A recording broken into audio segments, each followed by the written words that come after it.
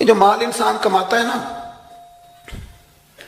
محنت سے جو انسان مال کماتا ہے، تو چلو دولت سے پیار نہیں کرنا چاہیے، پر بندے کو اپنے پیسوں سے دلچسپی ہوتی ہے، اور یہ بات پکی ہے کہ پیسہ بھی بندہ اسی جگہ خرچ کرتا ہے جس چیز سے بندہ پیار کرتا ہے۔ توجہ ہے نا میری بات پر؟ پیسہ بھی بندہ، اسے آپ کہیں نا جبرن خرچ کرے، تو پیسے بھی وہ جبرن خرچ کر سکتا، یعنی پیار آئے نا بچے پہ تو بالکل کوئی ضرورت نہیں، کپڑے بھی پورے ہیں اور اس کی ساری ضروریات پوری ہیں، تو پیار آیا تو بندہ کھلونا خرید کے لے جاتا ہے۔ پیار والی جگہ پیسہ خرچ ہوتا ہے، پیار نہ ہو تو پیسہ بھی خرچ۔ حضرت صدیق اکبر بڑے مالدار تھے، تاجر آدمی تھے، تاجر گھاٹے کا سودا نہیں کرتے، لیکن اپنا سارا مال نبی کریم کی رضا کے لیے خرچ کیا۔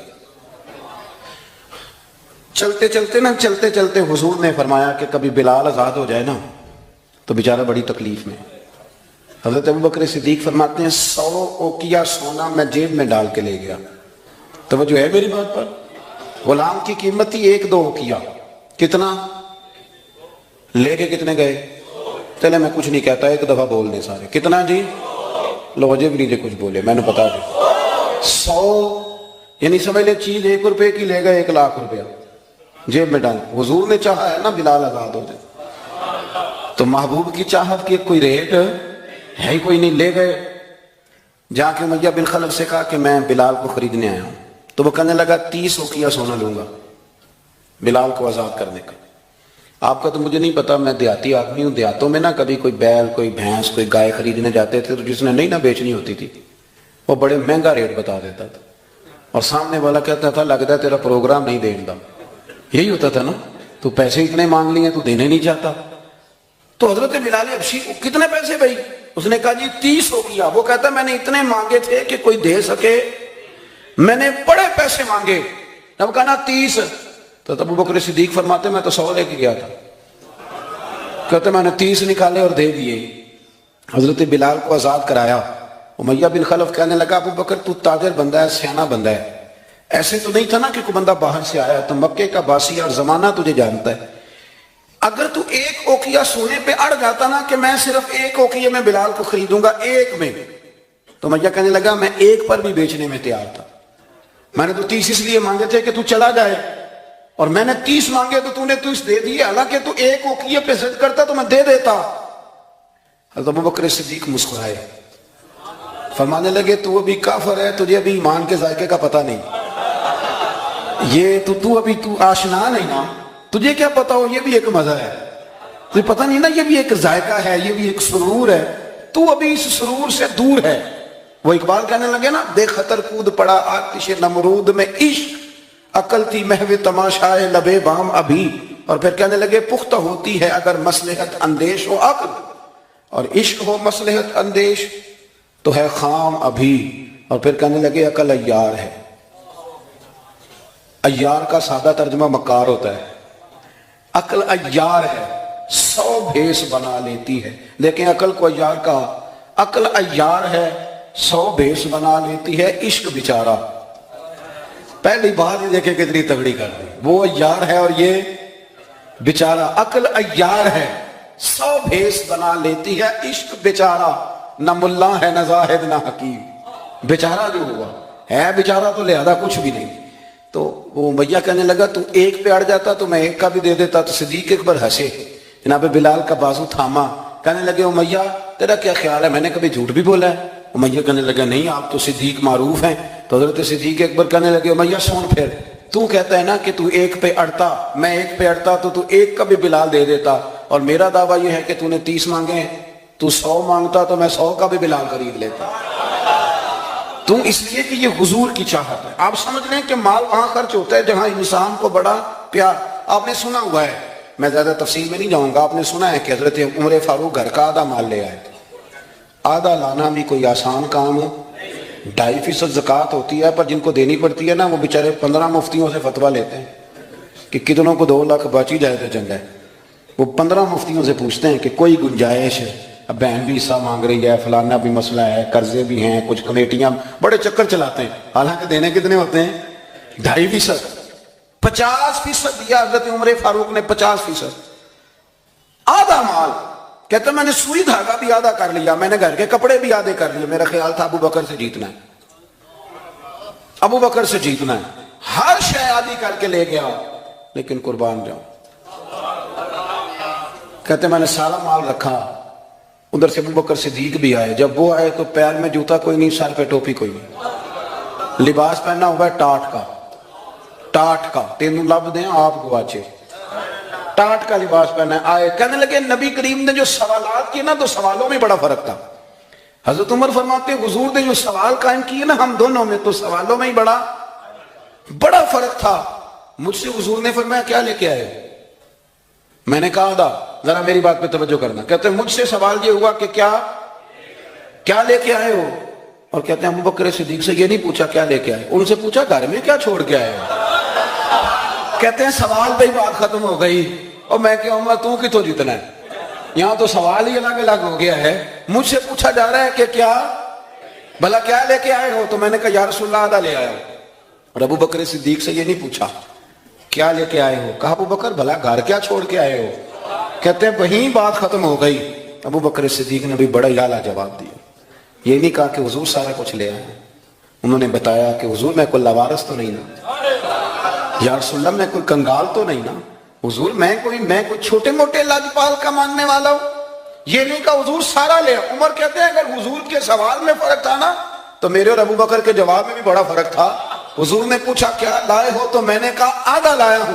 ابو بکر صدیق سے پوچھا کیا چھوڑ کے آئے ہو، تو یہ نہیں کہا حضور میں کچھ بھی نہیں چھوڑ کے آیا، بلکہ کہنے لگے یا رسول اللہ میں کوئی کنگال ہوں، میں کوئی لوارث ہوں، حضور گھر میں اللہ بھی چھوڑ آیا ہوں، اللہ کا رسول بھی چھوڑ آیا ہوں، بھرا ہوا گھر چھوڑ کے آیا ہوں. سونیا بھرا ہوا گھر ہے میرا، بھرا ہوا.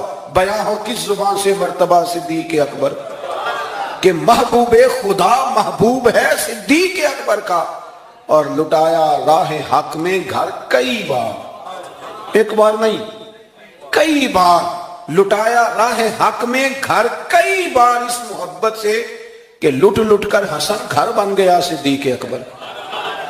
لٹ کر حسن گھر بن گیا.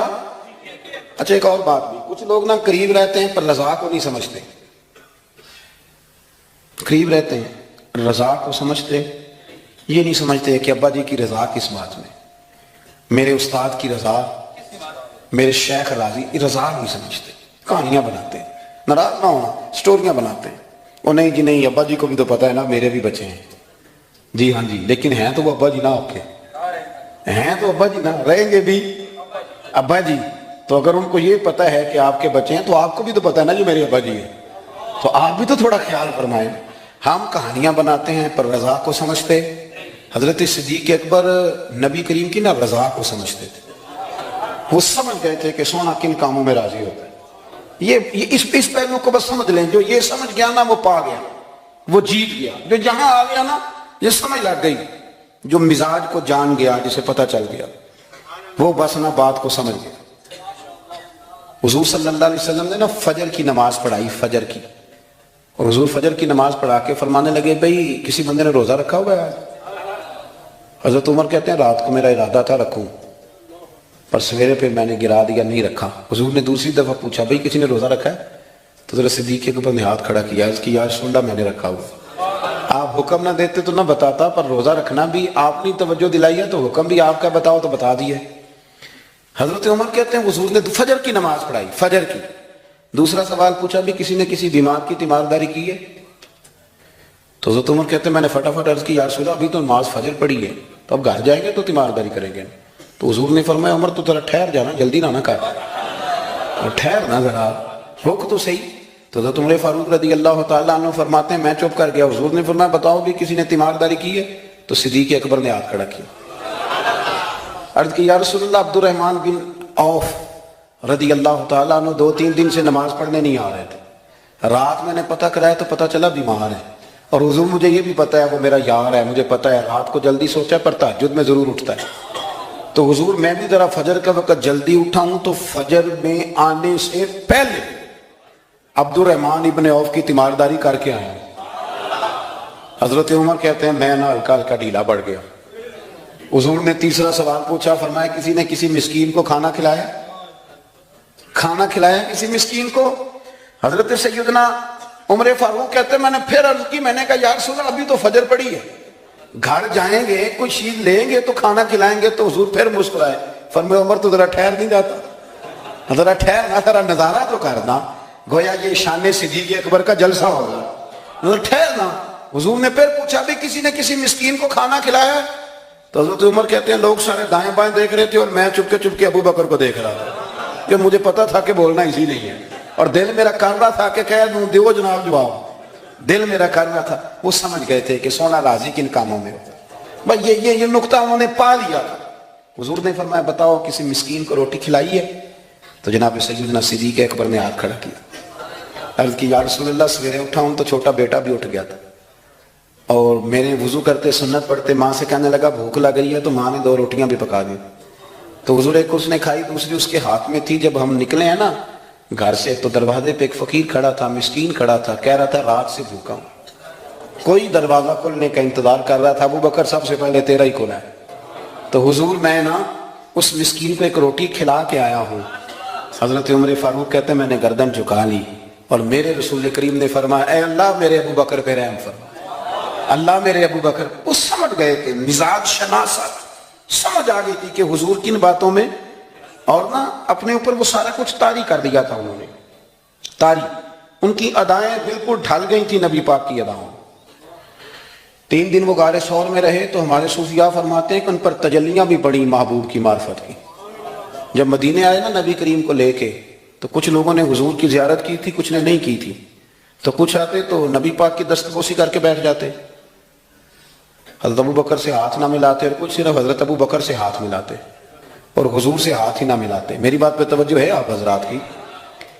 تو کچھ لوگوں کو نا شبہ ہونے لگا، وہ معاذ اللہ سمجھنے لگے کہ شاید یہی اللہ کے رسول۔ حضرت صدیق اکبر یہ کیوں شبہ ہوا؟ تو ہمارے محدثین فرماتے ہیں کہ ابو بکر صدیق بولتے بھی اس طرح تھے جو میرے نبی پاک کا طریقہ، بیٹھتے بھی اس طرح تھے جو رسول پاک کا طریقہ۔ کہتے ہیں انہوں نے امامہ باندھا ہوا تھا تو جو امامے کا پیچ حضور کا ڈھیلا رہ گیا تھا ان کا بھی ڈھیلا رہ گیا تھا، اس طرح اپنے آپ کو مزاج میں ڈھالا تھا، تو من شدی من تو شدم، میں اس طرح ڈھالا تھا مزاج میں، اس طرح کے کوئی فرق ہی نہیں نظر آتا تھا۔ وہ کہتے ہیں جب حضرت ابو بکر صدیق نے دیکھا نا کہ لوگوں کو تو شک ہو رہا ہے، کوئی میرے ساتھ ہاتھ ملا کے بیٹھ جاتے، تو حضرت صدیق اکبر نے کہا کوئی ایسا کام کرنا چاہیے کہ پتہ چلے آقا کون ہے غلام کون ہے۔ اٹھے، کندھوں پہ چادر تھی، وہ اتار کے نا تو حضور پہ سایہ کر دی، لوگوں کو پتہ چل گیا کہ سایہ کرنے والا کوئی غلام ہے، اور جس پر سایہ کیا جا رہا ہے وہ آقا ہے۔ کیا خوبصورت نقطہ لکھا ہے مفسرین نے، شارحین فرماتے ہیں تھوڑی دیر کے لیے حضرت ابو بکر صدیق نے حضور کے سر انور پر اپنی چادر کا سایہ کیا تھا۔ اللہ کے رسول نے احسان کا بدلہ یہ دیا، نیکی کا بدلہ یہ دیا کہ قیامت تک ان کی قبر پر اپنے گنبد کا سایہ فرما دیا، قیامت تک گنبد کا سایہ کر دیا ان کے مزار پر انوار۔ حضرت صدیق اکبر نے اپنے، اور ایک اور بات بھی، جو لوگ بہت زیادہ قریب رہنے لگتے ہیں نا وہ ادب آہستہ آہستہ چھوڑنے لگ جاتے ہیں، زیادہ نیڑے رہتے ہیں نا تو پھر آہستہ آہستہ ادب کا معاملہ، توجہ ہے میری بات پر؟ حضرت صدیق اکبر نا بڑا ہی قریب رہتے تھے، اور ان کا قریب رہنا نا نبی پاک پسند بھی کرتے تھے۔ چلیں ایک بات اور یاد آ رہی ہے، پہلے وہ نہ کر لوں، رہ دیے، یعنی کچھ بندے نے نہ ادھر ہاں کر دیں نہ ادھر ہاں کر دیں، وہ کہنے جڑے بول دیں انہوں نے صلاح کر لوں۔ اور بھائی ایک بات یاد آ رہی ہے، وہ بھی عرض کر دے درمیان، لیکن آپ لوگ مسکرائے ہیں تو مجھے اجر ملا ہے۔ آپ میری بات پہ توجہ کریں۔ ایک دن نا سرکار نے بیٹھے بیٹھے، شاہ ولی اللہ صاحب نے اضالۃ الخفا میں لکھا ہے، حضور نے بیٹھے بیٹھے صحابہ سے فرمایا، کچھ لوگ بیٹھے رہتے تھے نا، کچھ لوگ زبردستی بوجھ بھی بنتے ہیں نا بعض لوگوں کی طبیعت میں، تو کہنا پڑتا ہے ان سے کہ چلیں مہربانی کریں اب کوئی اور کام بھی کریں۔ اور کچھ ایسے ہوتے ہیں کہ مثل تعویذ ہوتے ہیں کچھ لوگ، وہ جب بھی ملتے ہیں شفا ہوتی ہے۔ تو ایک دن سرکار نے فرمایا، حضرت انس بن مالک کہتے ہیں حضور نے فرمایا بھی سارا دن نہ بیٹھے رہا کرو، وقفے سے ملا کرو، وقفے سے محبت بڑھتی ہے، وقفے سے ملا کرو محبت بڑھتی ہے۔ کہتے ہیں حضرت ابو بکر صدیق بھی قریب بیٹھے تھے، وہ بھی سن رہے تھے۔ ظہر سے پہلے بات ہوئی تو حضرت صدیق اکبر ظہر میں آئے نماز پڑھی اور چلے گئے، عصر میں آئے نماز پڑھی اور چلے گئے، مغرب میں آئے نماز پڑھی اور حضرت انس بن مالک کہتے ہیں ظہر کے بعد بھی حضور نے پوچھا ابو بکر نہیں آئے؟ دیکھ بھی لیا ہے، آئے بھی ہیں، لیکن فرمایا وہ تو نماز میں آیا تھا نا، ادھر نہیں آیا۔ عصر کے بعد پھر پوچھا ابو بکر نہیں آئے؟ آپ ذرا کبھی اس لذت کو محسوس تو کریں، ذرا دیکھیں تو صحیح ہے کیا ہو رہا ہے، तीसरी दफा मगरब के बाद पूछा, अंस यार अबू बकर नहीं आया? तो हजरत अनस बिन मालिक कहते हैं मैं खादिम था, करीब रहता था, मैं दौड़ा गया अबू बकर के दरवाजे पे दस्तक दी। मैंने कहा क्या करते हो? हुजूर ने 3 दफा पूछ लिया, आए नहीं। कहते सिद्दीक अकबर दौड़े हाजिर खिदमत हुए, हुजूर हुक्म हो। कहा यार तू सारा दिन मेरे पास बैठा ही नहीं, तू आया ही नहीं, तू नजर ही नहीं आया। अर्ज की हुजूर आपने तो फरमाया था वक्फे से मिला करो मोहब्बत बढ़ती है। तो सुनो यार, मैं क्या इसका तर्जुमा करूं इस बात का, मैं किन लफ्जों में इन जुमलों को बयान करूं, कहां से लाऊं वो कैफियत जो यहां पूरी उतरे। हुजूर आपने तो फरमाया था वक्फे से मिला करो मोहब्बत बढ़ती है। तो महबूब की आंखों में आंसू चमक आए। फरमाया अबू बकर कहा था पर तुझे तो नहीं ना कहा था। यार कहा था कुछ लोगों से, तुझे थोड़ी कहा था। तू ना जाया कर, तू यहीं रहा कर, तू रहा कर यार, तू रहता है तो मेरा दिल लगा रहता है। और यार आप समझे तो सही, आप जरा महसूस तो करें, एक बारी मेरी आंखियां चो उन्होंने अथरू पूंजे सन, हुण मैनू चस्का पै गया रोने का, हुण मैनू चस्का पै गया रोने का। ते हर वेले आ होजारी दा आप जरा इस लज्जत को तो ले। हुजूर ने फरमाया तू ना जाया कर। आप देखे ना, मैं आपने बात सुनी हुई है, सिर्फ इशारा देना है। हजरत सिद्दीक अकबर ने ये नहीं कहा था कि ले जाना और मेरी बड़ी मकाम है, हुजूर तुम्हें पता है मेरे बारे में क्या क्या कहा करते थे, मुझे गुंबद में दफन कर देना, ये नहीं कहा। फरमाया ले जाना, दरवाजे पर रख देना। अगर दरवाजा खोल, उन्होंने खाली दरवाजा खोलने की बात की थी, तफसीर कबीर सारी पढ़ लेना। अगर दरवाजा खोल जाए तो दफन करना, वरना जन्नतुल बकी में। फरमाया मैं इस पे भी राजी हूं, जन्नतुल बकी में दफन कर देना। लेकिन मौला अली कहते हैं हमने तो सिर्फ रखा था और हमने अर्ज की हुजूर अबू बकर हाजिर है।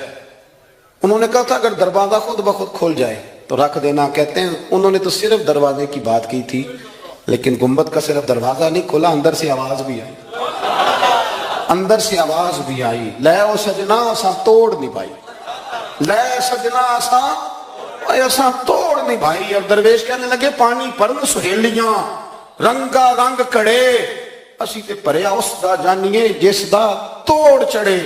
आवाज आई देर ना करो, हबीब को हबीब के साथ मिला दो, लाओ करीब करो। जितना करीब रहे कुर्बत बड़ी, प्यार बड़ा, बात समेटने लगाऊं, अदब भी बड़ा। और पता किस तरह अदब करते थे? हुजूर सल्लल्लाहु अलैहि वसल्लम तशरीफ ले गए एक काफिर कबीले की सुलह कराने। फरमाया देर से आया तो असर पढ़ा लेना। सहाबा को पता था कि जब हुजूर नहीं होंगे तो जमात कौन कराएगा। हजरत बिलाल ने इकामत पढ़ी, सिद्दीक अकबर नमाज पढ़ाने लगे। हुजूर तशरीफ ले आए, लोगों ने हाथ पे हाथ मार के हजरत सिद्दीक अकबर बताया कि आ गए हुजूर। अल्लाह के महबूब के लिए रास्ता बन गया, नमाज के बीच में रास्ता बन गया। सफे तोड़ रहे हैं सहाबा, हुजूर को रास्ता दे रहे हैं। सफे टूटती रही पर नमाज किसी की भी नहीं टूटी। सफे टूटती रही, नमाज नहीं टूटी। हुजूर पहली सफ में पहुंच गए तो जनाब सिद्दीक अकबर ने एक कदम पीछे हटाया। हमने सुना सारी जिंदगी यही है कि हुक्म आ जाए तो वदब पर फौकियत रखता है। एक कदम हजरत सिद्दीक अकबर ने पीछे हटाया तो हुजूर ने फरमाया अबू बकर नमाज पढ़ाओ।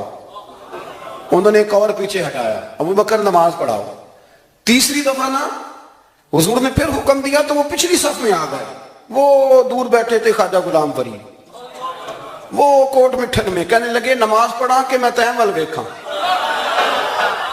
नमाज पढ़ा के मैं तैं वल वेखा, मैनू काबा भुल गया ही, भुल गईया नी सब सौम सलाता, इको यार दा फिक्र पिया। नमाज पढ़ा के मैं तैं वल वेखा। और इकबाल कहने लगे अज़ान तो अज़ल से तेरे इश्क का तराना बनो। और ये नमाज तो उसके नजारे का एक बहाना बना। नमाज पढ़ा के मैं तैं वल वेखा, उनते काबा भुल गया। नबी पाक सल्लल्लाहु अलैहि वसल्लम अगली सफ में खड़े हुए, मुसल्ले पे जमात कराई। नमाज के बाद हुजूर ने ना मुस्कुरा के पूछा अबू बकर मैंने 3 दफा कहा था, क्यों नहीं नमाज पढ़ाई? फिर भी लफ्ज कोई नहीं, जुमला कोई नहीं। अत्ताहियात की हालत में बैठे थे तो हाथ बांध दिया, क्या जुमले कहे, क्या शान है। कहने लगे हुजूर अब अबू काफा के बेटे की इतनी जरूरत भी नहीं कि मदीने वाले रसूल को जमात कराए, इतना। और फिर एक और बात, नबी करीम से प्यार किया तो फिर हुजूर की औलाद से भी प्यार किया। शाह अब्दुल अजीज मुहद्दिस दिल्वी कहते हैं उमर फारूक खुतबा दे रहे थे तो इमाम हसन आ गए। मेरी बात मुकम्मल हो गई, बस 1-2 बातें याद आ गई, मैंने कहा चलो कर दूं।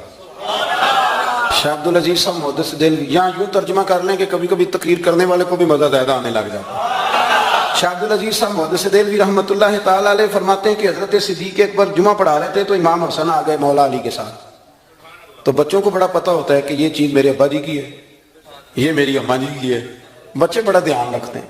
تو امام حسن آ گئے تو حضرت صدیق اکبر سے کہنے لگے نیچے اترو نا، ممبر تو میرے نانا کا ہے، مجھے صحیح بتانا کہ جمعے چھوڑ کے بچوں سے بھی باتیں ہوتی ہیں۔ 7-8 سال کے بچے تھے امام حسن، پر معمولی بچے نہیں تھے نا، حضور کے نواسے، نیچے اترے میرے نانا کا ممبر ہے۔ تو حضرت مولا علی نے پکڑا امام حسن کو، پتر ادھر بیٹھ نماز پڑھ۔ تو حضرت صدیق اکبر کہنے لگے علی آپ ہٹ جائیں نا، میرا اور حسن کا مسئلہ ہے، کرنے دینا بات۔ تو امام حسن پھر کہنے لگے اترو نا نیچے، ممبر میرے نانا کا ہے۔ تو ابو بکر صدیق اتر کے کھڑے ہو گئے، ہاں اتر کے کھڑے ہو گئے، زمین پہ کھڑے ہو، کہنے لگے میرے نانا کا ممبر ہے۔ تو ابو بکر رو پڑے، کہنے لگے حسن اگر ممبر تیرے نانے کا ہے تو ابو بکر بھی تو تیرے نانے کا ہی ہے، یہ کس کا ہے، اس نے بھی تو نوکری کی ہے۔ تو امام حسن کہنے لگے اچھا چلو ٹھیک ہے، بیٹھے پھر پڑھائیں جو، پھر بیٹھ گئے۔ ہر شے سے پیار، اور پھر حضور کی امت سے بھی پیار۔ حضرت عمر کہتے ہیں جب ابو بکر صدیق وصال کر گئے تو تیسرا دن تھا ان کے انتقال۔ عصر کی نماز پڑھا کے تو میں مسجد نبوی شریف میں بیٹھا تھا تو 2-3 چھوٹی چھوٹی بچیاں آ گئی، کہنے لگی آپ خلیفہ بنے؟ میں نے کہا پتر میں بناؤں؟ کہنے لگی چلیں پھر یہ ٹائم ابو بکر ہمیں دیتے تھے۔ میں نے کہا کہ تمہیں دیتے تھے، کیا مانا؟ تو وہ کہنے لگی ہم 5-6 بہنیں، ہمارا بھائی کوئی نہیں، والد ہمارا انتقال کر گیا، ہمارے گھر میں چند بکریاں ہیں۔ ابو بکر صدیق روز عصر کے بعد آتے تھے، امیر المومنین، اور ہماری بکریوں کا دودھ دھوتے تھے، کچھ ہم پی لیتی تھیں، کچھ بیچ کے گزارا کر لیتی تھیں۔ اور پھر وہ بیٹیاں رو پڑی، کہنے لگی چچا 3 دن ہو گئے ان کے انتقال کو، میری ماں روتی ہے، میری بہنیں روتی ہیں، وہ دروازہ دیکھتی ہیں کون آئے گا بکریوں کا دودھ دھونے۔ آج کسی نے بتایا آپ خلیفہ بنے ہیں، چچا چلو گے؟ تو حضرت عمر رو پڑے، کہنے لگے پتر چلوں گا۔ آگے آگے بچیاں تو پیچھے پیچھے فاروق اعظم روتے جا رہے ہیں۔ کسی نے کہا کہاں جا رہے ہیں؟ پھر رو پڑے، کہنے لگے یار ابو بکر صدیق میرے لیے رستہ کتنا مشکل کر گئے، کیسے چلوں گا ان کے رستوں پر؟ یارو بڑا پیار کیا انہوں نے۔ میں کہا کرتا ہوں کہ ابو بکر صدیق نے نا اپنی سوچوں کو بھی باندھ لیا تھا، ہاتھ بھی، پیر بھی، زبان بھی، ہر شے باندھ کے نا تو مصطفیٰ کریم کے قدموں میں گرا دیا تھا۔ کہا حضور میں نے باندھ دیا ہے، جدھر آپ چلائیں گے میں ادھر ہی چلوں گا۔ قرآن مجید نے یہ فرمایا ہے کہ ہم نے تمہیں نبی پاک صلی اللہ علیہ وسلم دیے ہیں، یہ رسول تمہیں دیے ہیں، تم پر ہماری آیتیں پڑھیں گے اور تمہیں پاک کر دیں گے۔ یتلو علیکم آیاتنا ویزکیکم، تم پر ہماری آیتیں تلاوت کریں گے اور تمہیں پاک کریں گے۔ روحانی زندگی جو ہے نا، روحانی زندگی، اپنی روحانی زندگی، آپ کو پتہ ہے جس آدمی کو ڈاکٹر کہہ دینا تو بیمار ہے، دوائی پابندی سے کھائے گا تو ٹھیک ہوگا، اس نے 2 تھیلیاں دوائی کی بنائی ہوتی ہیں، ایک گھر میں پڑی ہوتی ہے اور ایک اس نے گاڑی میں رکھی ہوتی ہے کہ دوائی میں نے کھانی ہے، نہ کھائی تو میں بیمار ہو جاؤں۔ ہم پتہ کیا کرتے ہیں، جسم کو خوراک دیتے رہتے ہیں، روح ہماری پیاسی رہتی ہے۔ روح کی پیاس کیسے بجھتی ہے؟ قرآن پاک پڑھنے سے، ذکر کرنے سے۔ ادھر دیکھیں میری طرف، روح کی پیاس بجھتی ہے نبی کریم علیہ السلام کی نعت کو سن کر دل میں اتارنے سے۔ وہ والا جھوم نہیں جو نعت خاں کہتا ہے جھومو، تو ہم نے بھی تھوڑا تھوڑا جھوم لیا، پتہ کوئی نہیں وہ کیا کہہ رہا ہے۔ اور میرا کئی دفعہ نعت خاں سے بھی پوچھنے کو دل کرتا ہے کہ ویسے تجھے پتہ ہے تو کیا کہہ رہا ہے؟ اسے بھی نہیں پتہ ہوتا، الا ماشاءاللہ وہ بھی کہتا جا رہا ہے اور جھومنے والے بھی۔ چلے یہ جھومنا بھی خالی نہیں نفع والا ہی ہے، پر یہ ہے کہ وہ روح میں اتر جاتی ہے نا جب نعت شریف روح میں، پھر وہ دل سے باتیں کرتی ہے۔ یہ صوفیاء کو سرکار کی زیارت ہوتی تھی بڑی زیادہ، تو آج کل بہت سارے لوگ اس پر بھی اعتراض کرتے ہیں، وہ کہتے ہیں جی اتنی زیارت کیسے ہوتی تھی؟ تو میں کہتا ہوں یار بڑی سادی سی بات ہے، جو آدمی گاڑی چلاتا ہے رات کو خواب میں بھی گاڑی چلاتا ہے، یہ بات آپ کی عقل میں آتی ہے کہ نہیں آتی؟ جو آدمی دن کے وقت گاڑی چلاتا ہے رات کو بھی گاڑی چلاتا ہے، تو جو دن میں تکے کھانے نکلتا ہے خواب میں کئی دفعہ تکے ہی کھا رہا ہوتا ہے۔ آپ میری بات کو سمجھ لیں، پکی سچی بات ہے۔ جو سارا دن محبوب کو پڑھتے ہیں، محبوب کو سنتے ہیں، محبوب کو بیان کرتے ہیں، وہ رات کو بھی محبوب کی گلیوں میں ہی رہتے ہیں۔ سادی سی بات ہے، اب آپ کی پتہ نہیں کیوں عقل میں نہیں آتی، یہ موٹی سی بات ہے۔ چرخہ جو بی بی دن کو چلاتی تھی، اگر اسے چرخہ نظر آ سکتا ہے تو امام سیوطی سارا دن حضور کی حدیثیں لکھتے تھے تو رات کو سرکار کی زیارت بھی کر لیتے تھے۔ ہماری جب روحانی زندگی مضبوط ہوتی ہے نا تو پھر ایک کام اور ہوتا ہے۔ قرآن مجید نے کہا کہ وَالْآخِرَةُ خَيْرٌ وَأَبْقَىٰ، آخرت تمہارے لیے بہتر بھی ہے اور باقی رہنے والی بھی۔ روحانی زندگی کا تعلق انسان کی آخرت کے ساتھ ہوتا ہے. وہ پھر تھوڑے تھوڑے کام نا آخرت کے لیے بھی کرنے شروع کر دیتا ہے. یہ بھی اس کی روحانی زندگی کا حصہ ہوتا ہے. ورنہ تو ہمارے بہت سارے دینی کاموں میں بھی دنیا شامل ہوتی ہے, بہت سارے دینی کاموں میں. اور ہمارے صوفیہ نے ایک اور بات بھی لکھی ہے, فرماتے ہیں اگر آپ کی بہت شہرت ہونے لگ جائے اور لوگ بڑی عزت کرنے لگ جائیں اور بڑا آپ کو نوازا جانے لگ جائے تو پھر بھی ڈرنا, کہیں ایسا نہ ہو کہ ساری نیکیوں کا تمہیں اجر دنیا میں دے دیا جائے اور آخرت میں تمہارے لیے مشکلات بن جائیں. یہ بھی مقام خوف ہے, یہاں بھی ڈرو, ایسا نہ ہو کہ سارا اجر یہیں تمہیں دے دیا جائے. میرے بھائی غور کریں, روحانی زندگی آپ نے نا, آپ کا ایک بینک اکاؤنٹ ہوتا ہے, آپ کو پتا ہوتا ہے کہ میرے پاس کتنے پیسے ہیں, یعنی جس کی جیب میں جو کچھ ہوتا ہے نا اس نے پورا گنا ہوا ہوتا ہے. اور ہم بڑے سیانے ہیں, اب تو ہم نے ربڑ رکھے ہوئے ہیں, 50 والے نوٹ کو علیحدہ چڑھاتے ہیں, 100 والے کو, بڑے سمجھدار ہیں. رات کو گن کے سوتے ہیں, کئی لوگ سویرے پھر گننا شروع کر دیتے ہیں, شاید بڑھ گئے ہوں. یہ ہمیں پتہ ہوتا ہے کہ ہماری جیب میں کیا, میرے مکان کی ویلیو کیا ہو گئی ہے, کتنے کا خریدا تھا, اب کیا ریٹ ہے, مجھے پتہ ہوتا ہے نا سارا. اسی طرح ہمیں یہ بھی پتہ ہوتا ہے کہ میں نے آخرت کے لیے کیا جمع کیا ہوا ہے, ہمیں پتہ ہوتا ہے. بھولے بن جائیں, چلو کئی دفعہ کوئی جھوٹ بول کے اپنے آپ کو تسلی دیتے ہیں, بات الگ ہے, پر ہمیں خبر ہوتی ہے کہ میں نے آخرت کے لیے کیا جمع کیا. نبی کریم صلی اللہ تعالیٰ علیہ وسلم کے جو غلام تھے وہ اپنی روحانی زندگی پر, روح پر بڑی سخت توجہ دیتے تھے, بڑی سخت ان کی توجہ ہوتی. حضرت عبداللہ بن حنظلہ رضی اللہ تعالیٰ عنہ اپنے گھر سے روتے ہوئے نکلے اور رستے میں شور مچا رہے ہیں, معاذ اللہ حنظلہ تو منافق ہو گیا. رستے میں جناب ابو بکر صدیق سے ملاقات ہوئی تو شور کر رہے ہیں, کہتے ہیں میں تو منافق ہو گیا ہوں. نے فرمایا کیا ہوا؟ کہنے لگا ابو بکر عجیب حال ہے نا کہ جب میں نبی پاک صلی اللہ علیہ وسلم کی بارگاہ میں ہوتا ہوں تو میرا نماز کو بھی جی چاہتا ہے, ذکر کو بھی جی چاہتا ہے, تلاوت کو بھی, میں دین کے قریب ہوتا ہوں, نکل کے آتا ہوں تو پھر دنیا داری. تو یہ تو 2 رنگ ہے میرے دل کے, یہ 2 رنگ ہے, ایک ہونا چاہیے تھا. حضرت صدیق اکبر کہنے لگے یہ جو تیرا معاملہ یہ تو بہت سارے لوگوں کا ہے, چل نہ تیرے بہانے میں سب کا مسئلہ حل کرا کے لاتا ہوں. وہ کئی دفعہ بات ایک کرتا ہے تو بگڑی کئیوں کی بن جاتی ہے, چل نہ بہانہ تیرا لگاتے ہیں اور مسئلہ سب کا حل کراتے ہیں. حضرت ابو بکر صدیق رضی اللہ تعالیٰ عنہ لے کے آئے, حضرت حنظلہ رضی اللہ تعالیٰ عنہ کو لا کے کھڑا کیا, کہا یا رسول اللہ صلی اللہ علیہ وسلم ان کی بات سنیں. وہ عرض کرنے لگے حضور میں تو منافق ہو گیا. حضور نے فرمایا کیوں؟ عرض کی یا رسول اللہ جب آپ کے پاس ہوتا ہوں تو رنگ اور ہوتا ہے اور دنیا کے پاس جاتا ہوں تو رنگ. آپ نے میری بات کو سمجھنا ہے کہ عرض کر. یہ بہت سارے محدثین نے روایت لکھی ہے, پر امام سیوطی نے در منصور میں ذرا کھول کھول کے لکھی ہے اور بڑے اس کے پہلو بیان فرمائے. فرماتے ہیں کہ نبی کریم صلی اللہ تعالیٰ علیہ وآلہ وسلم نے ارشاد فرمایا حنظلہ یہ جو تمہارے اندر احساس پیدا ہوا ہے نا کہ میرا رنگ ایک ہونا چاہیے اور اس طرح ہونا چاہیے جس طرح میں حضور کی بارگاہ میں ہوتا ہوں تو میرا رنگ ہوتا ہے, وہی کیفیت ہونی چاہیے. فرمایا یہ جو تمہیں احساس پیدا ہوا ہے یہی تو ایماندار ہونے کی علامت ہے. یہ علامت ہے کہ تمہارے اندر ایمان ہے, تم چاہتے ہو کہ میری روح بدل جائے. میں سب, اور جب احساس ہی نکل جائے. علامہ اقبال نے بڑی پریشانی کے ساتھ کہا کہ مصیبت یہ ہے کہ اب کارواں کے دل سے احساس زیاں جاتا رہا, اب احساس ہی نہیں کہ میں نیک ہو جاؤں. میری طرح کے کئی لوگ بن کے بیٹھ گئے ہیں کہ ہم نیک ہیں, ان کی ترقی رک جاتی ہے, ایک وقت پہ آ کے سمجھ لیتے ہیں. حضرت عمر فاروق کے پاس ایک شخص نے آ کے کہا تھا مسند امام احمد بن حنبل میں, حضور میں تقریر کرنا چاہتا ہوں. فرمایا نہ کرنا. اس نے عرض کی امیر المومنین میں پڑھا لکھا ہوں, میں واعظ کہہ سکتا ہوں, میرے اندر شرائط پائی جاتی. فرمایا نہ کہنا. عرض کی حضور کیوں؟ تبلیغ کروں گا, واعظ و نصیحت کروں گا.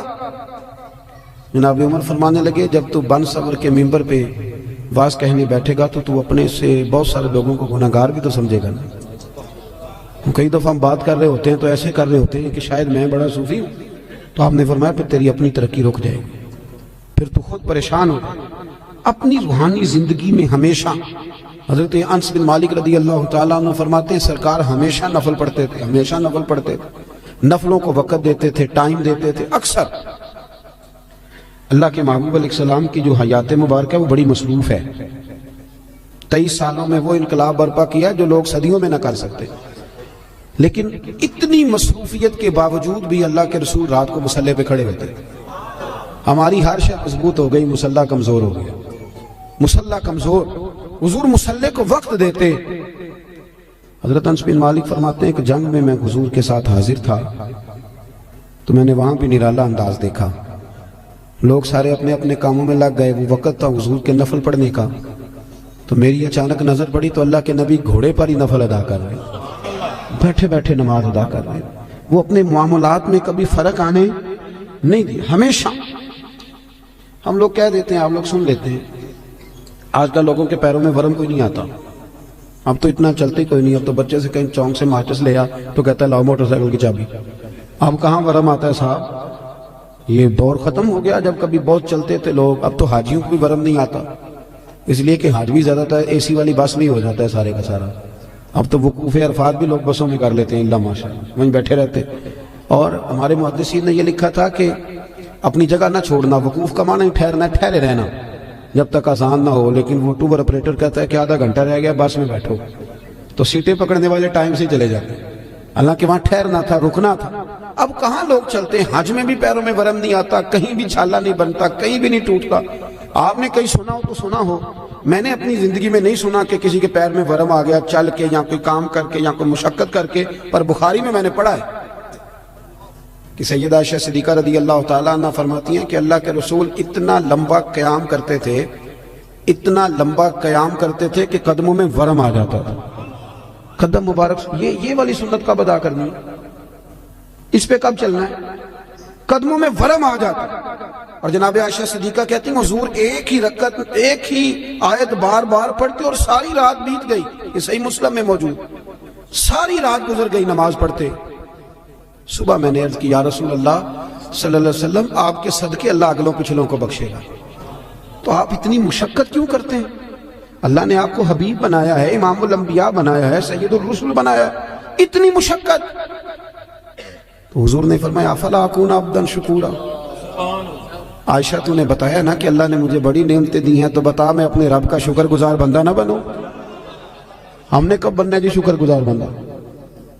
اور ایک بات اور ذہن میں رکھیں، جب بندہ روحانی زندگی اپنی مفلوج کر بیٹھتا ہے نا، اس کی توجہ نہیں نہ نفل سے، نہ ذکر سے، نہ عبادت سے۔ بڑے میری طرح کے سیانے بندے کو آپ بٹھائیں حجرے میں، اسے کہیں آج کل کون کون مولوی خراب چل رہا ہے، تو 1500-2000 مولویوں کے وہ نام بتا دے گا، کون کون سی جماعتوں میں کیا کیا خامیاں معاذ اللہ ساری گنوا دے گا۔ توجہ ہے میری بات پر؟ اور جب عصر کی نماز کا ٹائم ہو جائے گا نا میٹنگ کے اندر، تو امام صاحب کہیں گے بھی نماز کا ٹائم ہو گیا، تو ان میں نا 75% لوگوں کو کام یاد آ جائے گا، کچھ ہوں گے اس میں سے 50% جو کہیں گے اسی محلے والی مسیتیں پڑھنی جا کے، باقیوں کا کام۔ اور آپ تسبیح دے دیں کہ زیادہ نہیں، صرف 5 تسبیح درود شریف کی پڑھو، نہیں پڑھ پاتے۔ کیوں نہیں دل لگتا ہمارا مصلی سے؟ کیوں نہیں توجہ جاتی ہماری؟ کدھر گیا وہ ہمارا ذوق شوق؟ وہ کدھر گئی ہماری توانائی؟ رسول کریم صلی اللہ تعالیٰ علیہ وآلہ وسلم نے نا حضرت عبداللہ ابن مسعود رضی اللہ تعالیٰ عنہ کو بلا کے فرمایا مجھے قرآن سناؤ، اور حضرت ابی بن کعب کو جا کے کہا کہ میں تجھے سنانے آیا ہوں۔ نبی کریم صلی اللہ علیہ وسلم کسی سے سنتے، کسی کو سناتے، یہ ذوق رکھتے، تلاوت کا ذوق۔ حضرت ابو سعید خدری رضی اللہ تعالیٰ عنہ تلاوت کر رہے تھے، حضور تشریف لے، اور میرے بھائی یہ بھی سنت ہے میرے نبی پاک کی، کسی سے قرآن پاک سننا یہ بھی رسول پاک کی۔ اب آپ تھوڑے ڈھیلے ڈھیلے پڑ گئے، یہ کون سا ہلکا ہلکا ایسے ایسے کر رہے ہیں بھائی، یہ بھی عنوان ہے، یہ بھی حضور کی سنت ہے۔ میں تو ترس ہی گیا ہوں، ابھی قاری صاحب نے قرآن شریف پڑھا ہے، ترجمہ بتایا ہے۔ نعت ہمارا ایمان ہے، نعت میں ہماری جان ہے، بغیر نعت کے ہم بچ ہی نہیں سکتے۔ اور میرا سوال یہ ہے کہ پرچیاں آتی ہیں، رکے آتے ہیں نعت خانوں کو کہ یہ بھی نعت سنائیں، قاری صاحب کو روکا کیوں نہیں آیا کہ فلانی سورت بھی سنائیں؟ آج تک نہیں آیا کسی قاری صاحب کو رکا کہ جناب سورہ کوثر پڑھیں، یہ بھی تو حضور کی نعت ہے نا۔ آنا چاہیے نا رکا، سورۃ الضحیٰ کی تلاوت کریں، یہ بھی تو حضور کی نعت ہے نا۔ سورہ علم نشرح بھی حضور کی نعت ہے کہ نہیں؟ سورہ یاسین، سورہ محمد، یہ ساری حضور کی، پورا قرآن ہی نبی پاک کی تعریف۔ کیوں نہیں نکے بیچتے؟ کیوں نہیں توجہ جاتی؟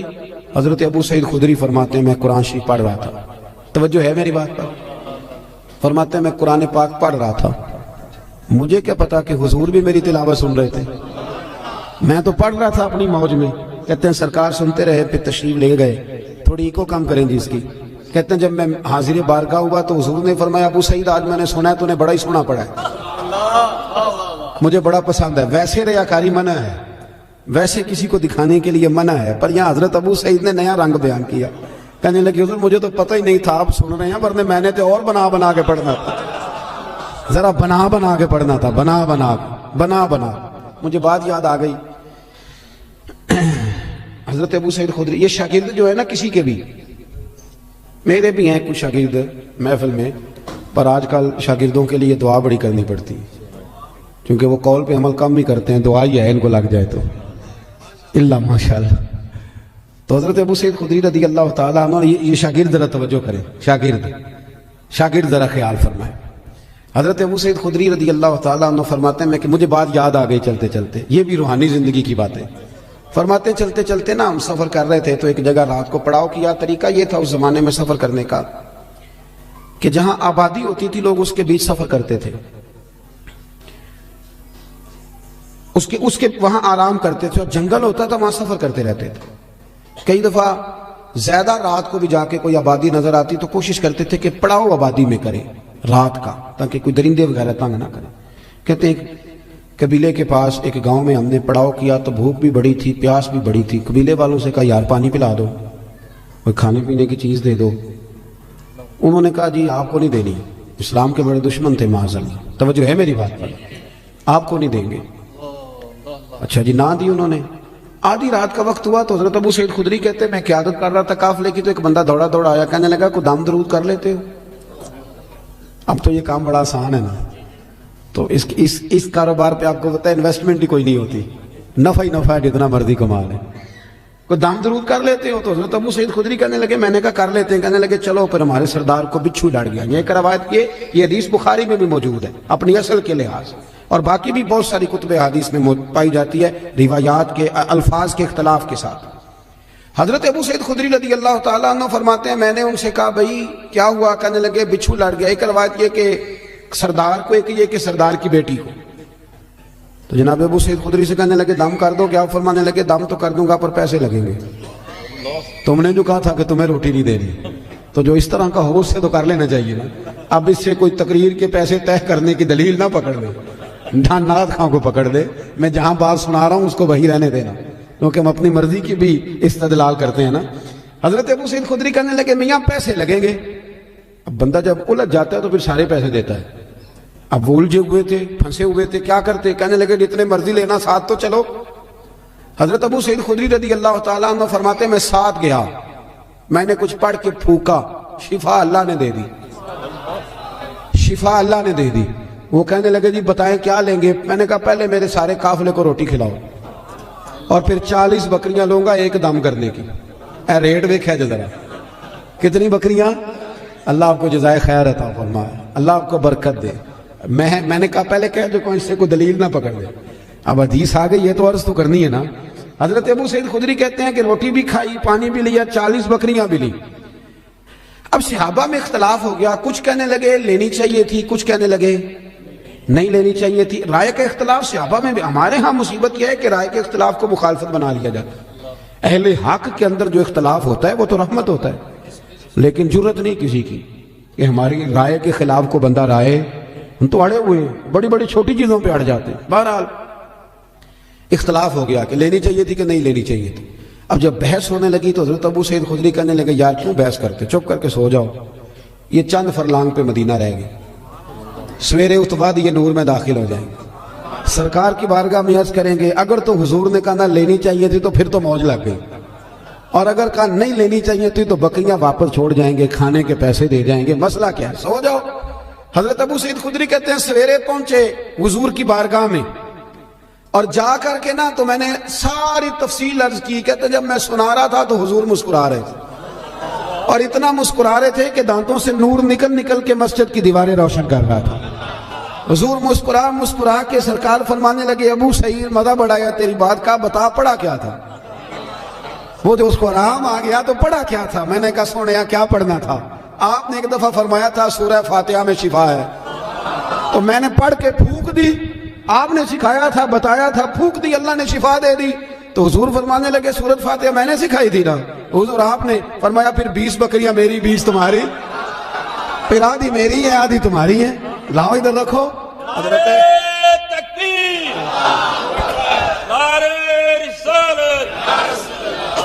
نعرہ حیدری، سیدی مرشدی، سیدی مرشدی. یہ ہے روحانی زندگی کہ آپ کا قرآن کے ساتھ وابستگی ہو، دلچسپ. آپ یقین کریں، میرے پاس ایک صاحب آئے، کہنے لگے گھر میں بڑی پریشانی ہے، کوئی آوازیں آتی ہیں. تو میں نے کہا سورۃ بقرہ پڑھیں. کہنے لگے ایسا تھوڑی تکلیف کرے، مجھے ایک تعویذ لکھ دیں. میں نے کہا میں اس سے زیادہ بھی تکلیف کرنے کو تیار ہوں، پر میرے لکھے تعویذ میں کیا اثر ہوگا؟ تعویذ بالکل جائزہ دینا چاہیے، پر تمہیں وہ والا تعویذ دے رہا ہوں جو رسول پاک نے عطا فرمایا. حضور نے فرمایا سورہ بقرہ پڑھو، فرمایا جن کیا شیطان بھی تمہارے گھر سے دوڑ جائے گا. پر وہ وضو کرنا پڑتا ہے نا، قرآن شریف لانا پڑتا ہے. ہم اپنی روحانی زندگی کو بالکل چھوڑ بیٹھے، بالکل. ایک حافظ جی کل میرے سامنے قرآن شریف پڑھ رہے تھے، تو میں نے ان سے پوچھا پتر کیا کر رہے ہو؟ کہنے لگے روزے قریب آ گئے. میں نے ان سے کہا سنو، یہ بات ٹھیک نہیں تمہاری بچے، بدنوں کو سنانے کے لیے یاد کر رہے، یہ چیز درست نہیں. مجھے شاگرد پڑھتے ہیں نا ہمارے پاس، تو میں درس نظامی کے طالب علموں سے کہتا رہتا ہوں کہ اگر مطالعہ اس لیے کرو گے نا کہ قوم کو سنانا ہے، واہ واہ کرانی، تو تمہیں کوئی چیز یاد نہیں رہے. اللہ بڑا غیور ہے. ان صلاتی و نسکی و محیایا و مماتی للہ رب العالمین. اپنی اصلاح کے لیے قرآن و سنت پڑھو، پھر جب تم ممبر پہ بیٹھو گے تو رب تمہاری زبان پر حکمت کے چشمے جاری کر دے. اب قرآن شریف اس لیے یاد کرنے کے لوگوں کو سنانا، چلیں یہ بھی ٹھیک ہے تراویح کے لیے، پر کچھ اتنا بھی تو پڑھے نا کہ میرا اللہ راضی ہو جائے، مجھے سکون ملے. اپنی روحانی زندگی پر محنت کریں. یہ دیکھیں کہ کتنے دن ہو گئے میں نے سنے ایک حدیث پاک، کچھ غریب لوگ اکٹھے ہو کے نبی پاک کی بارگاہ میں حاضر ہوئے. دیکھیں انہیں اپنے نیکی کے خزانوں کی کتنی فکر تھی. حضرت ابو ہریرہ رضی اللہ تعالیٰ عنہ کہتے ہیں انہوں نے غریبوں نے آ کے عرض کی یا رسول اللہ صلی اللہ علیہ وسلم، یہ امیر تو نیکیوں میں ہم سے آگے نکل گئے. حضور نے فرمایا وہ کس طرح؟ عرض کی یا رسول اللہ وہ زکوٰۃ دیتے ہیں ہم پر فرض ہی نہیں، وہ حج کرتے ہیں ہم پر فرض ہی نہیں، وہ صدقات و خیرات کرتے ہیں ہم کر ہی نہیں سکتے، وہ تو گزر گئے آگے، اب کیا کریں؟ قربان جائیں محبوب کے سمجھانے کے طریقے. حضور نے فرمایا کان ادھر لاؤ. وہ غریب نا حضور کے چہرہ نور کے گرد حالہ بنا کے کھڑے ہو. حضور فرمانے لگے سنو کان میں بات، رات کو جب سننے لگو نا تو 33 بار سبحان اللہ پڑھا کرو، پھر 33 بار الحمدللہ پڑھا کرو، پھر 34 بار سبحان. دیکھیں آپ کو یاد، اس کا نام کیا ہے؟ تسبیح ہے سبحان. اللہ آپ کو خوش رکھے. بڑی خوشی ہوئی آپ کی زبان سے لفظ کہا یہ پڑھ کے سویا کرو رات کو. امیر جتنے بھی نیک کام کریں گے نا، تمہاری اس تسبیح کی برکت سے اللہ تمہیں سب امیروں سے زیادہ اجر عطا کرے گا. مشکل کام تو نہیں، سب امیروں سے. انہیں فکر تھی کہ وہ کہیں ہم سے آگے نہ نکل جائیں روحانی دنیا میں، نیکیاں زیادہ نہ کما لیں. آج کل تو رٹا یہ بنا ہوا ہے کہ دیورانی کہتی ہے اپنے شوہر سے کہ میری جیٹھانی نے فریزر نیا لے لیا، اب میرا نہیں گزارا جب تک نیا آئے گا، فوری طور پہ مجھے جدھر سے مرضی ادھار قسطوں پہ لے آ، لیکن شریکے دے نار ڈال کے ٹرنا پیچھے. یہ ہماری دوڑ ہے. اس سے نقصان ہوتا ہے، اس سے اخلاقی کمزوریاں جنم لیتی ہیں، اس سے آزمائش میں. آپ یہ دیکھیں کہ وہ جو میرا پیچھے خزانہ ہے نیکیوں کا جو خزانہ ہے، اس میں آج کل کیا ہے؟ میری زبان کے ایسا تو نہیں کہ باقی ہر جگہ چلتی ہے، صرف ذکر میں نہیں چلتی. میرا سر باقی سارے کام کرتا ہے، صرف اللہ کی بارگاہ میں صحیح نہیں. یہ غور کریں. حضرت ابو ہریرہ رضی اللہ تعالیٰ عنہ فرماتے ہیں وظیفہ پوچھ کے گئے، اور پھر وہ کچھ دنوں کے بعد واپس آئے. گئے تو بڑے مسکراتے گئے تھے، جیسے خزانہ ہاتھ لگ گیا. بڑے کچھ دنوں کے بعد واپس آئے تو بڑے پریشان تھے. حضور نے فرمایا اب کیا ہوا؟ کہ یا رسول اللہ بڑی پریشانی بن گئی. اب بھائی ہوا کیا؟ عرض کرنے لگے یا رسول اللہ وہ بات تو امیروں نے بھی سن لی ہے. ایک صحابی کہنے لگے میرا پڑوسی بڑا امیر ہے، رات وہ بھی تسبیح پڑھ رہا تھا اپنے سین میں، میں سن رہا تھا، حضور آپ کیا کرتے ہیں؟ تو سرکار اس بات سے راضی ہوتے تھے. حضور خوش ہوئے، مسکرائے، فرمایا اب کیا کرنا ہے؟ ذالک فضل اللہ یؤتیہ من یشاء. یہ پھر اللہ کا فضل ہے، وہ جس کو چاہے عطا کر دیتا ہے. میرے عزیز سمجھے کہ وہ لوگ، اور وہ ذرا سا بھی اپنے اندر ریا نہیں آنے دیتے تھے. حسد نیک آدمی میں بھی ہوتا ہے. ناراض تو نہیں ہو گئے نیک لوگ جی؟ نیک ناراض نہ ہو جائیں. حسد نیک آدمی میں بھی، بندہ نیک بھی ہوتا ہے اور حسد بھی، چونکہ حدیث ہے ترمذی شریف میں. حضور نے فرمایا حسد نیکیوں کو یوں کھا جاتا ہے جیسے خشک لکڑی کو آگ کھا جاتی. تو اس کا مطلب ہے حضور نے فرمایا بندہ حاسد بھی ہوتا ہے اور نیک بھی ہوتا ہے، اس کے ساتھ ساتھ حسد بھی چل رہا ہوتا ہے اور نیکیاں بھی. تو پھر نیک آدمی کو چاہیے نا حسد سے جان چھڑائے. ایسا نہ ہو کہ وہ نیکیاں کرتا جائے اور ساتھ ساتھ حسد کھاتا جائے، اس کا کوئی فائدہ اپنی روحانی زندگی کہیں تکبر نہ آئے کہیں بھی۔ اور امام کشاری تو یہاں تک فرماتے ہیں، آپ فرماتے ہیں میں نے بہت سارے جھکے ہوئے لوگ دیکھے ہیں، گردنیں جھکی ہوئی ہیں، دل میں بڑا تکبر ہے۔ آپ فرماتے ہیں میں نے بہت سارے دعائیں مانگنے والے دیکھے جو جزاک اللہ بھی برابر کہہ رہے ہیں پر اندر ان کی عداوت بھی برابر۔ ایسا نہیں کریں۔ آپ یہ دیکھیں کہ کہیں ایک دیکھیں نا، ایک ہلکا یہ میرا بٹن ٹوٹ جائے نا تو ساری محفل میں میری توجہ بٹن پہ رہے گی، چاہے کوئی دیکھے بھی نہ، مجھے تو پتہ نا ٹوٹا ہوا، تو میں بار بار غور کروں گا۔ ایک دھبا بھی باطن پہ لگ جائے نا، وہ جھوٹ کا ہو، وہ دغے کا ہو، وہ لالچ کا ہو، وہ حسد کا ہو، ایک بھی دھبا ہو نا، سکون نہیں آتا، آپ بے چین رہتے۔ یہ میری طرح کے کچھ لوگ ایسے ہوتے ہیں جن کو اسٹیج پہ بیٹھنے کی بیماری لگ جاتی ہے۔ اب یقین کریں میں تو کسی وقت سوچتا رہتا ہوں کہ کوئی محفل ایسی بھی تو ہونا کہ ہم پیچھے بیٹھ کے سنیں، اپنا چسکا بھی تو پورا کرنا ہے۔ لیکن وہ کئی میری طرح کے لوگ بیچارے گردن اونچی کر کر کے نقیب کو دکھاتے ہیں کہ میں بھی آیا ہوں، کسی طریقے سے اعلان کاری دے میرا، میں چودھری صاحب ہوں، علاقے کا محلے کا بڑا ہوں، 2 دفعہ چیئرمین ہوا، بلا لے کسی طریقے۔ اس سے گھٹن آئے گی آپ کے مزاج۔ بات زیادہ نہیں کرنی، سمیٹنے کی طرف آ رہا ہوں۔ سید احمد کبیر رفاعی اعلیٰ حضرت بریلوی رحمۃ اللہ علیہ نے بڑی کھل کے تعریف کی ہے اس درویش کی، اور یہ وہ کامیاب ترین لوگ ہیں جن کا عشق حضور کی بارگاہ میں مقبول ہو گیا۔ دروازے رسول پہ حاضر ہوتے تھے تو اللہ کے محبوب کروے انور سے اپنا بازو باہر نکال کے ہاتھ ملایا کرتے۔ حضرت سید احمد کبیر رفاعی رحمۃ اللہ تعالی علیہ فرماتے ہیں کہ کسی نے کہا حضرت اتنا اونچا مقام کیسے مل گیا؟ تو آپ فرمانے لگے لوگ مجھے مفتی بھی کہتے تھے، عالم بھی کہتے تھے، کچھ لوگ میرے مرید بھی تھے، لیکن فرماتے ہیں میں نے ساری زندگی سب سے گناہگار مسلمان کو بھی اپنے سے افضل سمجھا۔ کیوں؟ آپ دلیل دیتے تھے، فرماتے تھے جب اللہ نے کہہ دیا کن تم خیر امت اور تم بہترین ہو میرے نبی کا کلمہ پڑھنے والوں، تو فرمایا میں نے ہر صحیح العقیدہ کو، کلمہ گو کو اپنے سے افضل سمجھا۔ یہ تھوڑا کرنا پڑتا ہے، ورنہ تو آپ ایک چکر میں پڑ جائیں گے، آپ کے لیے مصیبت کھڑی ہو جائے گی، ورنہ تو آپ اپنا لیول خراب کر بیٹھیں گے، آپ کا کسی سے پیار ہی نہیں رہے گا۔ آپ بلندی پہ ہوں گے، آپ کو کوئی نعرہ لگا کے ہاتھ چوم کے پیار کرے گا تو آپ کر پائیں گے، ورنہ رہ جائیں گے آپ بیچ میں۔ سید احمد کبیر رفاعی فرماتے ہیں کہ میں ایک دفعہ گزر رہا تھا ایک کھیت کے بیچ میں، درمیان میں منڈیر تھی چھوٹی سی، کیا کہتے ہیں پنجابی چ وٹ جی، آپ کا نہیں مجھے پتا، میں تو پینڈو ہوں۔ تو گاؤں میں نا یہ جب چاول کی فصل کاشت کرتے تھے نا مونجی، تو اس وقت کدو کیا جاتا تھا، پتہ ہے کہ نہیں؟ چلو جنہوں نے پتہ ہے وہ تو ہاں نہ کرو نا۔ وہ کدو کا مطلب یہ ہوتا تھا کہ وہ ساری فصل بھر دیتے تھے پانی سے، اچھے طریقے سے بھر دی جاتی تھی، وہ بڑی نرم، چونکہ چنے کی فصل کا بیج نہیں لگتا، اس کا پودا لگتا ہے، پہلے وہ الگ جگہ لگایا جاتا ہے، پھر اس کو وہاں سے لا کے یہاں بویا جاتا ہے، ایک پوری ترتیب ہے، پنیری اس کو کہتے ہیں۔ اور بھی کچھ عقیدہ سی تسی مجھے یاد، لاب، دیکھیں قاری صاحب کو پتا ہے جی، لاب ہے نا جی، اللہ تعالیٰ جزائے خیر دے، بہت ساری برکت دے قاری صاحب کو، آپ سب حضرات کو۔ تو وہ اس طرح سمجھ لیں کہ فرماتے ہیں میں وٹ سے منڈیر سے گزر رہا تھا، ادھر بھی پانی تھا ادھر بھی پانی تھا۔ سید صاحب کہتے ہیں جب میں گزر رہا تھا تو سامنے سے کتا آ گیا، اب کتا بھی کھڑا ہے گزرنے کو، میں بھی کھڑا ہوں، اب جو ہے وہ ٹائم تھوڑا ہے، میں نے عصر کی نماز پڑھنی، اب وہاں سے 2 بندے نہیں گزر سکتے، ایک ہی گزر سکتا ہے۔ فرماتے ہیں وہ بھی کھڑا میں بھی کھڑا۔ کتا اگر نسلی اصلی ہو تو اللہ والوں کا ادب کرتا ہے، آپ کو پتا ہے نا صاحب کاف کے کتے کا۔ تو وہ بھی کھڑا ہو گیا، تو کہتے ہیں میں بھی کھڑا ہو گیا، اب وہ میری طرف دیکھ رہا ہے کہ میں ہٹوں اور میں اس کی طرف دیکھ رہا ہوں کہ وہ ہٹے۔ اب بات جب لمبی ہو گئی تو سید صاحب فرماتے ہیں میں نے دعا کی، میں نے کہا مالک اسے زبان ہی دے دے، میں کو بات ہی کر لوں۔ تو اللہ بڑا کریم ہے، دعائیں مقبول فرماتا ہے۔ کہتے ہیں کتے کو اللہ نے زبان دے دی، تو میں نے اسے کہا یار ذرا ہٹ جا، میں نے جانا ہے۔ تو کہنے لگا شاہ جی آپ ہٹ جائیں، میں نے بھی تو جانا ہے، میں نے بھی تو جانا ہے۔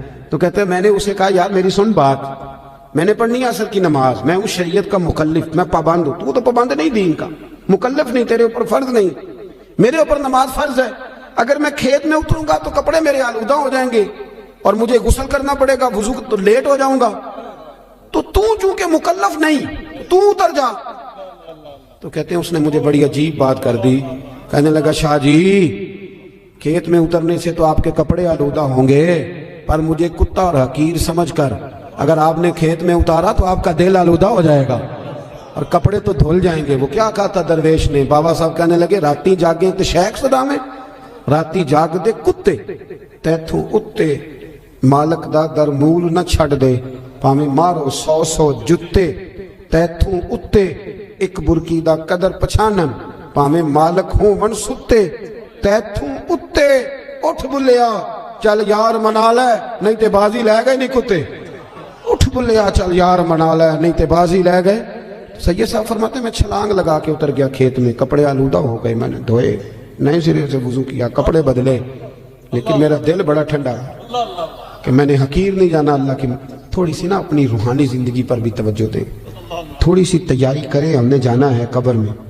لوگ نا حضرت عبداللہ ابن مبارک رحمۃ اللہ علیہ کے آخری وقت آیا تو اماں بھی رو رہی تھی بچے بھی رو رہے تھے بیوی بھی رو رہی تھی تو بیوی سے کہنے لگے کیوں روتی ہو تو کہنے لگی تو میرا سرتاج ہے تو ہے تو میں بادشاہ ہوں تیرے بعد کون پوچھے گا میں اماں تم کیوں روتی ہے تو ماں کہنے لگی بیٹے تو اور بھی ہیں پر تو فرما بردار پتر تھا تیرے بعد کون پوچھے گا بچوں سے پوچھا تم کیوں رو رہے ہو کہنے لگے ابا جس طرح بیاہ کرتا ہے دوسرا تو کوئی نہیں نہ کرتا تیرے بعد کون پوچھے گا تو حضرت عبداللہ ابن مبارک کہنے لگے اوہو میں سمجھ رہا تھا مجھے رو رہے تم تو اپنی ضرورتوں کو رو رہے ہو مجھے کہاں رو رہے اور میں رو رہا ہوں کہ میں نے آگے کیا لے کے جانا ہماری باقی وزاداری ٹھیک ہے اب کہاں وہ لوگ ملتے ہیں جن کے کپڑوں پہ پابند لگے